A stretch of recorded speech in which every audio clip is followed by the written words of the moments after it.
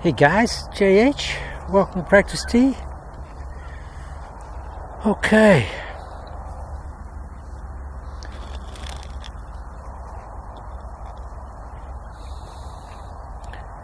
Okay, what we're going to try and do today is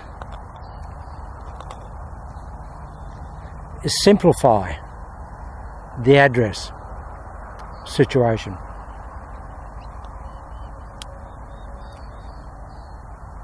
Very difficult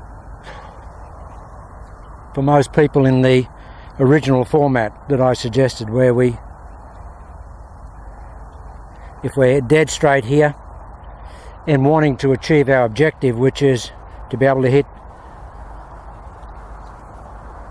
to the, if you're right-handed, to the right of the body. If we wanted to achieve that objective, we've got to be in this position here. The golf ball back there off the trail foot, and the ability to swing the golf club in this channel beside the body out to the golf club, out to the golf ball. And we've just got to be able to do that. Now, how we do that really doesn't matter, because I've evolved this swing. It's an evolutionary thing, and of course when I first started working with it a couple of weeks ago, I just went down the road that I thought I needed to go down. But I found in just hitting golf balls, just in general practice, that I can modify the address process to a simpler degree.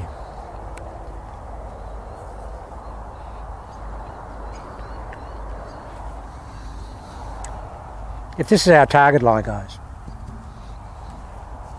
that's where we want to hit the golf ball, over there. I don't know where the camera is at the moment. I guess that's probably okay. If that's our target line, we want to hit the ball over there, and we're going to be attacking the ball from this inside line outside our body here. We're going to be coming in, not severely, but reasonably significantly from the inside to the ball, because the ball is so far back, so the arc of the swing is going to be on the in to out part of it significantly, because we never get a chance for it to arc from arcing here to sort of in line to arcing back over here. So we've got that period here where in a conventional golf swing where we're going from here to here, the club has got a chance to get back to the ball and to, you know, in theory, to get online before it gets to the ball. But we know in a conventional golf swing that it can be offline quite easily and quite significantly. So if our objective is only to hit to the side of the ball with the back side of the body with a back ball position, then we could do that a number of ways. And I found that just in general practicing, what I was doing was I was just setting the ball back here and not worrying about my feet, just working at the target. There's a 250 sign up there. Just okay, getting it, so okay, I want to get on that. That's where I want to be at impact. I want to be slightly closed and on that direction there. So how do I do that? How do I do that? And swing the club from here. So I just fiddled around with my feet. Wasn't thinking numbers, but I thought, well, okay, how does this feel here? Yeah, that's pretty good. Got the shoulders here. They're going to be attacking it here. This is going to be impact position here. It's going to be there. It's a little bit closed, maybe 10 degrees closed. Doesn't matter if you're 20 degrees closed, guys. The only difference there would be that you would, if you're going to attack the ball, if I'm 10 degrees or 5 degrees closed or 8 degrees closed, then I will have X amount of face closure on the ball, on the club, to make sure that it starts a little right and then comes back. Or if I'm a little bit left of the target and I've got the club face open a little bit, I'll just push it straight to the target. It'll just be a straight push. But all that aside, so if I just work out by standing here and getting a feel, okay, the ball's over here, where do I need to be? And this is basically the way to do it, guys. Just where do I need to be? Just cock your shoulders this way and say, okay, That's where they need to be. Okay, so this is where the feet have got to be. And then when they're in that position there, because at the end of the day, guys, this is the only thing that matters. The shoulder girdle is the only thing that matters with the delivery of the club. I keep going on about that ad nauseum. The foot line's got nothing to do with where the club comes from, because the arms are attached to the shoulders and they dictate where that golf club is going.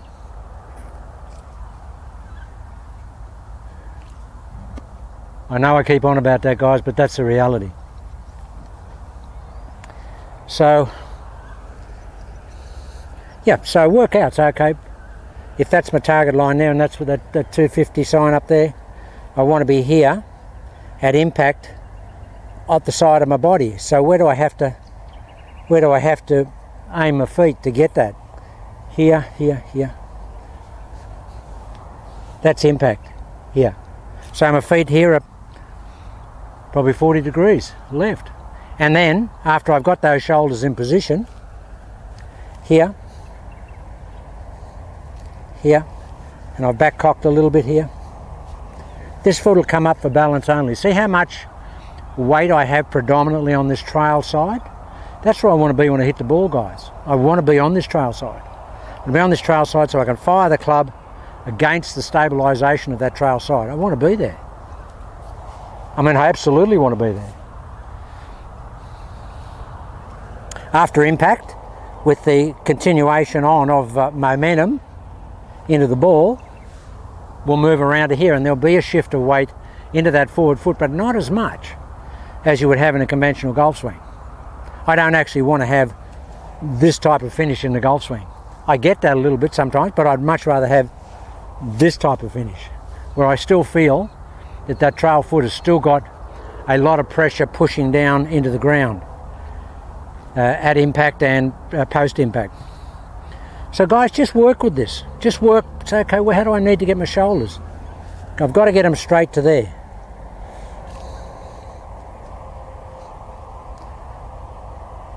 Because bear in mind, guys, when I back cock, I'm going to be coming from here. And if I'm straight, dead on line here and I back cock, I'm going to be coming from here. And it's going there. This is the tough part. And a couple of the guys have come up with some diagrams for me. I haven't, they're not quite right yet, and I'll get them to adjust them a little bit. But it'll give you some idea of a plan look for what we're trying to do. So just fiddle. Okay, where do I need to be when I back cock here? Just keep moving around. Don't worry about what the angles are, but then back cock and get in this position. Okay, that's pretty good. Okay, my feet are at 40 or 50 or whatever. But do this part of it first. Because for anybody that hasn't seen this before, the whole objective of channel lock is that we're swinging to the ball from the side of our body, from a rearward, backward ball position off our trail foot. It's coming this way. It's not coming this way in front of the body. We don't want to go there. I don't want to go there. And since I've adopted this, I'd never ever want to go back to a conventional golf swing where I have to swing in front of my body, because there are too many variables by the time I get to in front of my body and that forward ball position. So I want to eliminate that. And really with this golf swing I do that.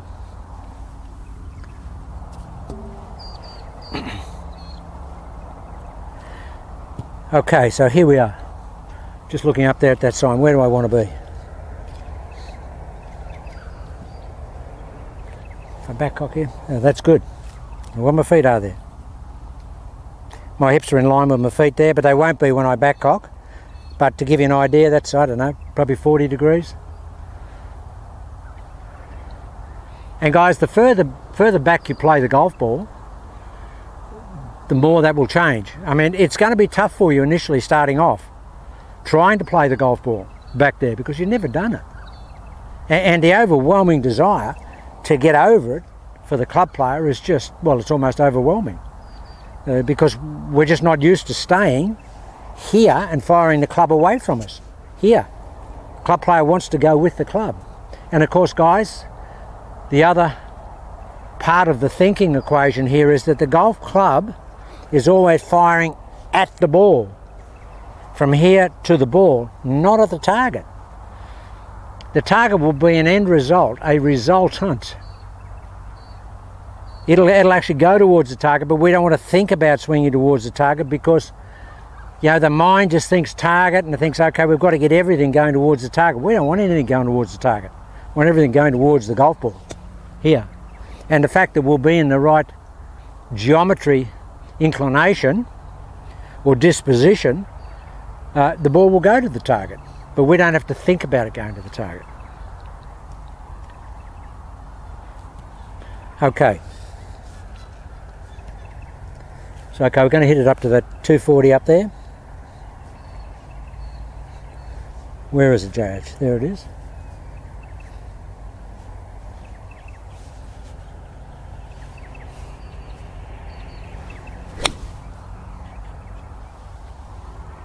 That's perfect. That's at the 250 sign. That was at the 5 in the 250. It's only a 5 on, guys. It's not going 250s. But it's going straight at that target. And that's first swing of the day. Again, see this lead arm? Because we want this blocking effect with this lead shoulder and keeping it back because the trail shoulder is back because the 5 o'clock nose is back, this stays here. And we want this effect as a feel. And if you get that, you'll know that your shoulders, or particularly a lead shoulder, has stayed closed through the hitting. You'll know that. So I don't know what the numbers are here. Yeah, but I know the ball's back there. And guys, even when I bring it up here, guys say, oh, the ball doesn't look as far back. Well, I can tell you guys, if I come back around, it's still there. It hasn't gone anywhere. It just looks. And again, this is a parallax error thing. It's just an ocular trick perspective. All right. So here we are. And this is all I've been doing, guys. I've just been not even worrying about this. It's like that lead foot doesn't play any part. So here, where do you want to be, Jade? Where do you want to be? Okay, here we go.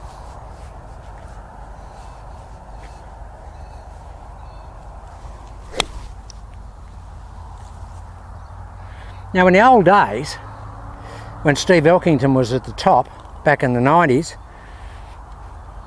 and Steve was here on Sunday, I missed him, but he was actually here with his son. Pity I missed because I would have liked to just done a little vlog with him and on the JH practice tee, but he was here. I didn't come down Sunday, but the range owner told me he was here because his parents just live up the road from where I live and his brother just lives around the corner here.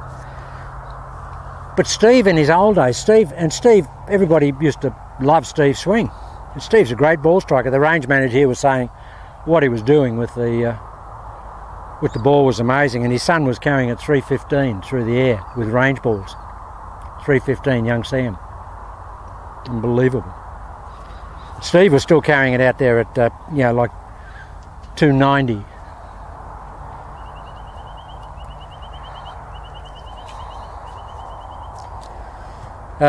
Yeah. So we've got to keep that lead shoulder there, and the only way that stays there is the trail shoulder's got to hold it. The only way the trail shoulder stays back is the 5 o'clock nose. So yeah, guys. So just work your own numbers out here. This is the criteria. This is the absolute atomic particle of this golf swing. As long as the ball's back here, don't matter how you get into position. In final analysis, I'll hit a couple just slightly this way.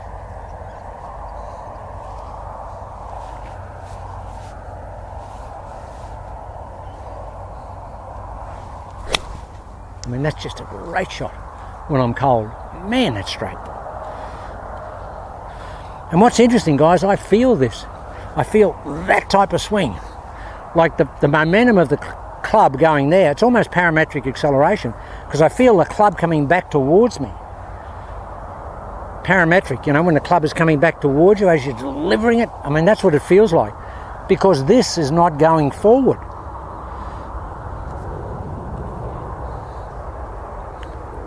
It's just not. It's not allowed to structurally. Can't do that.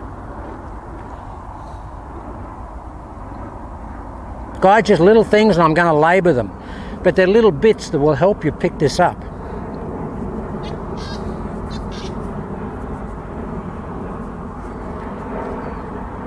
Been so windy here last couple of days. We had 75 k's here, so I couldn't do a video. I blew the camera over, bag over.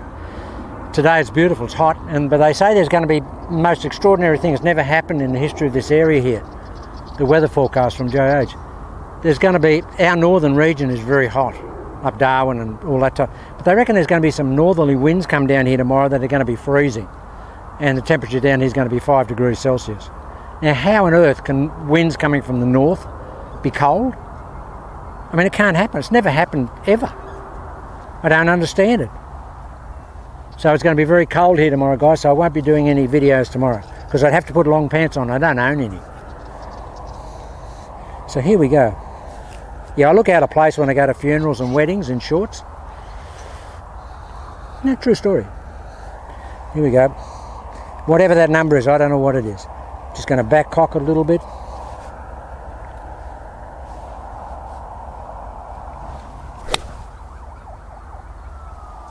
See, I got this, guys. Good thing about channel lock, you can just step up, and if you apply cold and if you apply the protocol, the sequencing protocol, you'll always hit the ball properly. Well, I mean, you might mistime it a little bit, you might hit third or fourth groove, but you're still going to hit it out there dead where you want it to go, which is a major plus. No, it's terrible when you're a little cold and stiff initially and you just miss hit it and you hit it all over the place. This one I miss hit, like they're about 90% shots. Okay, so we put 100 on it.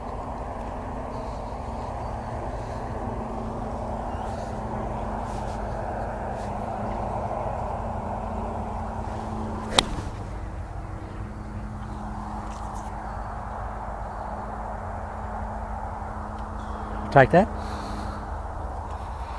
And of course, as I've told you guys, the hardest thing for me to do ever is the 5 o'clock nose. Now I thought of everything there, but no 5 o'clock nose. And when the nose goes to 3 or 2 or even 1, you get that little push because it just moves that shoulder out and just gets the blade open. But it's only, it's only pushed about 5 or 6 yards. But I can feel that, and if I want to push a ball around a corner, I'll just let my head rotate, and that'll bring this forward and it'll put a little bit of push fade on it. I know that's going to happen. Right, see if you put a really good one on it, Jage. Come on. Full swing. Give it a little bit of waffle.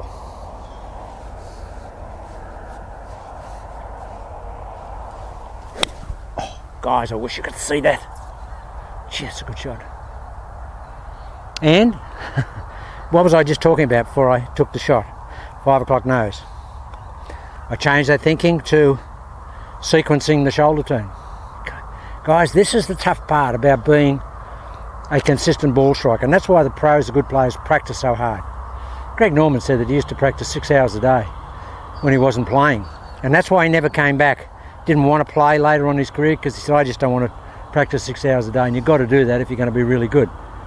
Yeah, well, I don't practice 6 hours a day, but to get it to the level they get it, you've got to do that because this type of stuff, this stakes a lot. So, okay, Jade, 5 o'clock nose, 5 o'clock nose. I mean, that was just a great shot anyway, but no 5 o'clock nose.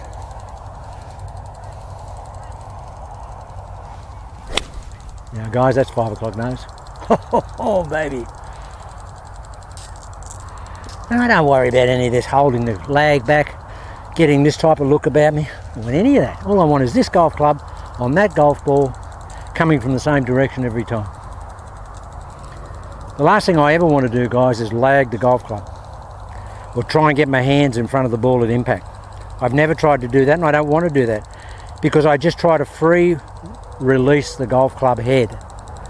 And if I'm thinking about doing this,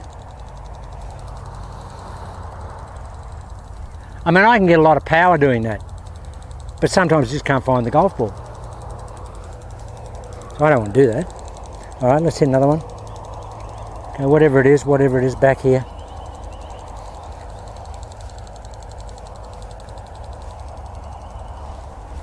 Oh, guys, that's just beautiful. And what's interesting, guys, is I've never been a gouger anyway, or a digger. but you basically take no divot. You just hit it like Tom Watson did in where he just shaved the ball off the turf. That's the thing that impressed me about him.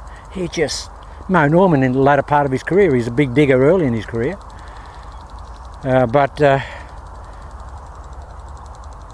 Watson's just a shaver. And Tiger went to that too. Tiger got away from, being very steep and got shaving. I just did a couple of guys have asked for driver. So I'll just hit a couple of drivers, guys. And the driver, is it harder? I find it easier. Oh, that's why I wanted to talk about it. That's why I wanted to hit the driver. Guys, what's happened for me, dramatically, is that I'm teeing the ball way lower. Way lower. I've always been someone that's teed it way up, stayed back and hit up on it. Now I basically feel like I'm just taking the top off a soft-boiled egg with a knife, or hard-boiled, or whatever. Just taking the top off. It's coming this way, guys. And man, my ball flight is fantastic. It's just sensational. And for me, that's a revelation. It's because I'm so shallow coming into the ball now. I used to sort of give it an uppercut with the driver, but now I don't. I'm very, very level. I actually had a couple of occasions yesterday with the driver, and the guys here couldn't believe it. I actually hammered the tee into the ground. It was hammered into the ground. I normally flick the tee out of the ground.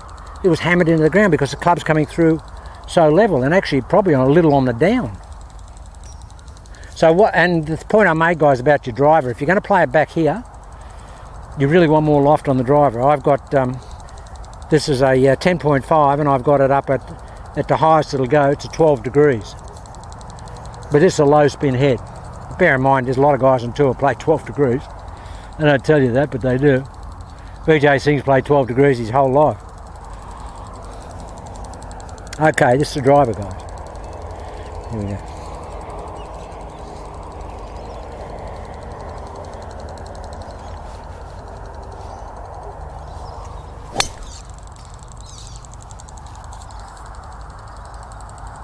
Wow.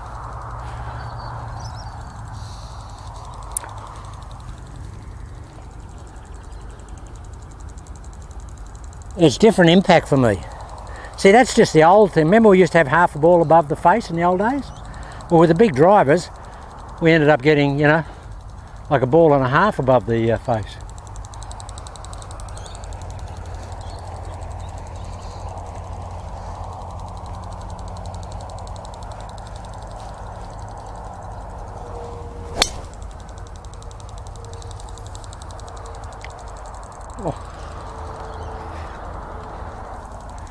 See, guys, there's no mishits. You don't mishit it.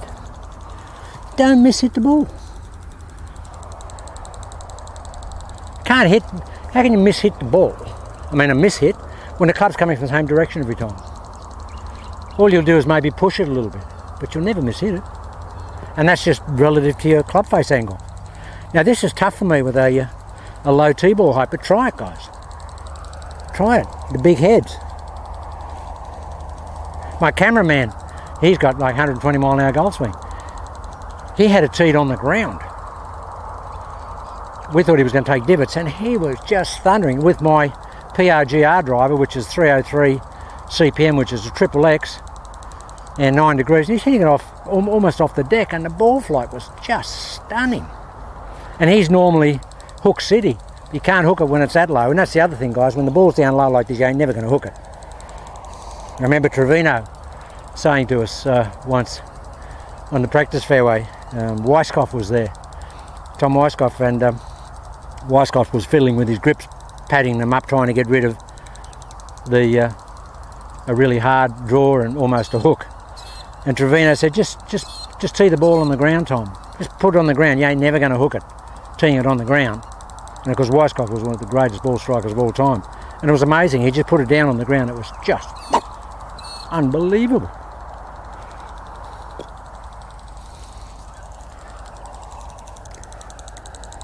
So here we go, guys. Here we go.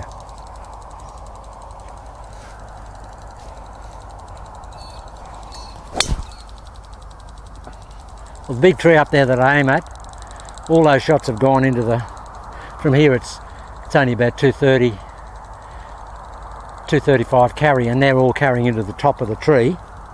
That can't carry the tree because it's about 60 feet high, but they're all carrying into the foliage. So, you know, they'd be two 70-yard drives. Because what I get with this, guys, is I actually get run. I've never got run out of drivers because I'm always hitting it up. And my launch angle used to be sort of 16 degrees. I don't know what it is now. I really don't want to know. Okay, one more. See if we can put a really good one. See if we can fly the tree. I can't. I don't think I can get it up.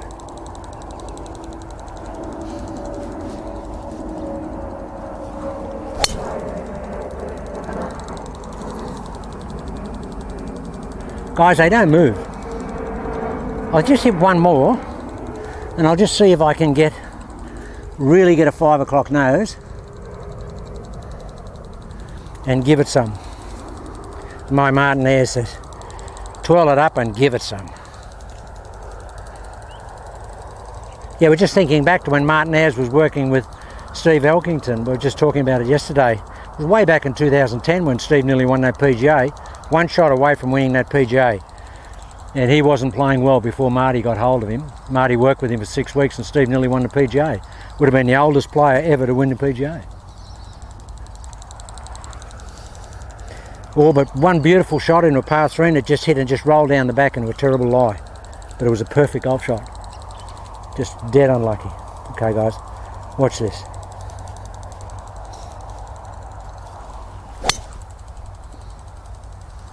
See this, guys? Okay guys, that's just a little bit of info. If the weather's, if the sun's okay, I'll hit some down range here. Could be perfect.